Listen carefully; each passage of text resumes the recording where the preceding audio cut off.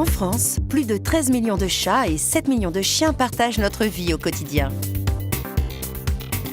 Mais certains parasites invisibles peuvent perturber notre relation avec eux et entraîner des zoonoses, maladies affectant les animaux et pouvant se transmettre à l'homme. Alors, pour protéger chiens, chats et toute la famille, on a recours à la vermifugation, avec un médicament qui protège l'animal des principaux vers s'installant à l'intérieur des organes. Aujourd'hui, la vermifugation est essentielle, à cause des risques accrus dus aux changements environnementaux. Les animaux de compagnie voyagent de plus en plus avec leurs maîtres, les exposant aux parasites présents sur les lieux de vacances. Les chiens et leurs familles passent de plus en plus de temps dans les parcs publics, ce qui accroît le risque d'exposition et de contamination. Le réchauffement planétaire améliore les conditions de survie de ces vers.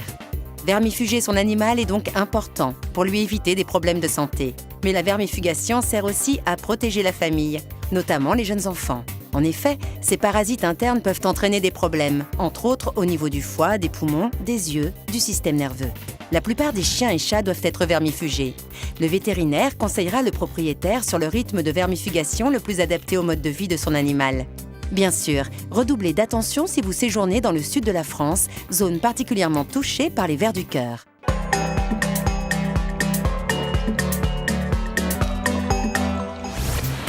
Je n'ai pas besoin de vermifuger mon animal plus d'une fois par an puisque je ne vois pas de vers dans ses selles.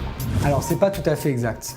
Il faut savoir que l'efficacité du vermifuge ne dure pas plusieurs jours ou plusieurs semaines. Il ne sert uniquement à interrompre le cycle de vie du parasite en question.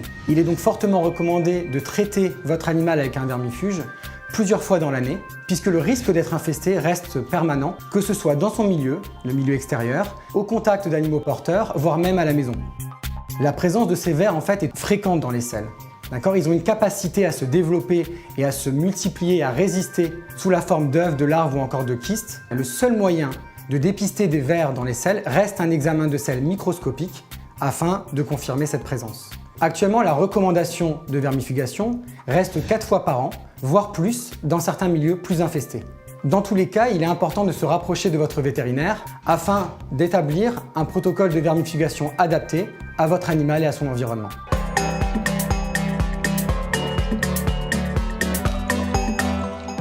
Y a-t-il une saison particulière pour vermifuger son chien ou son chat?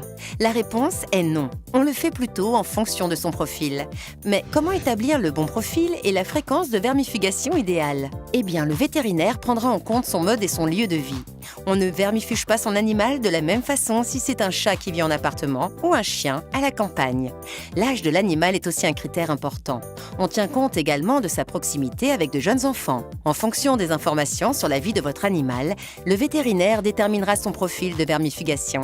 Il est parfois nécessaire de le faire tous les mois. Un chiot devra recevoir un vermifuge tous les 15 jours à partir de l'âge de 2 semaines jusqu'au sevrage, puis tous les mois jusqu'à l'âge de 6 mois. Si vous voulez connaître le profil de votre chien ou chat, n'hésitez pas à demander conseil à votre vétérinaire.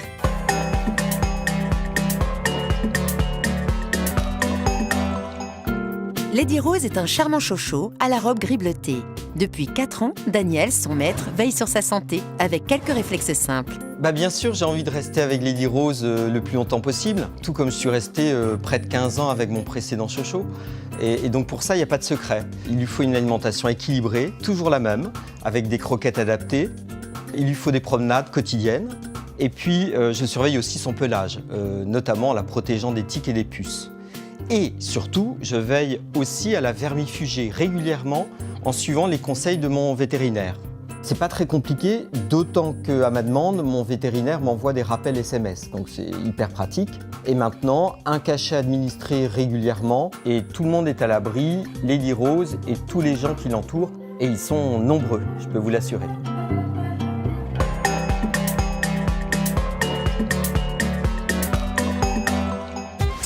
Moi, mon animal se vermifuge tout seul en mangeant de l'herbe.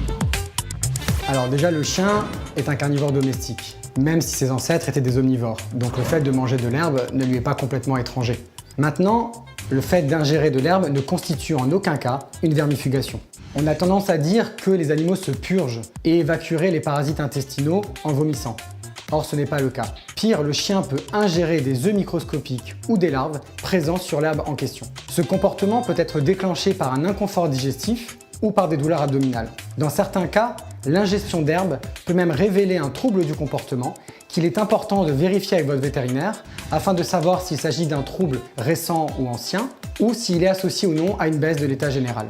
En cas de persistance de ce phénomène, il est préférable de vous diriger vers votre vétérinaire afin de réaliser un bilan de santé de votre animal.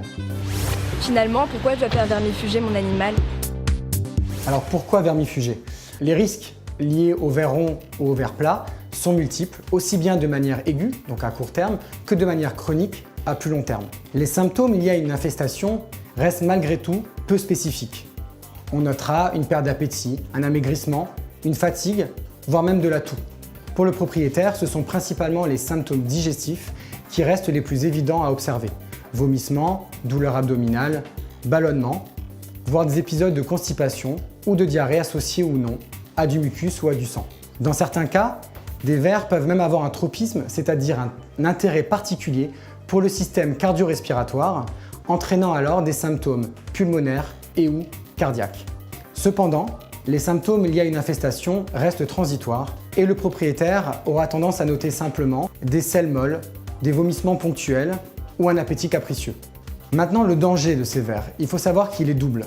Premièrement, la multiplication des œufs et des larves, protégés ou non par des kystes, et dans un deuxième temps, leur capacité de résistance élevée dans l'organisme. Seule l'analyse de sel permettra de confirmer la présence de vers et ainsi de mettre en place un traitement adapté. Pour prévenir cela, il est nécessaire de vermifuger régulièrement votre animal.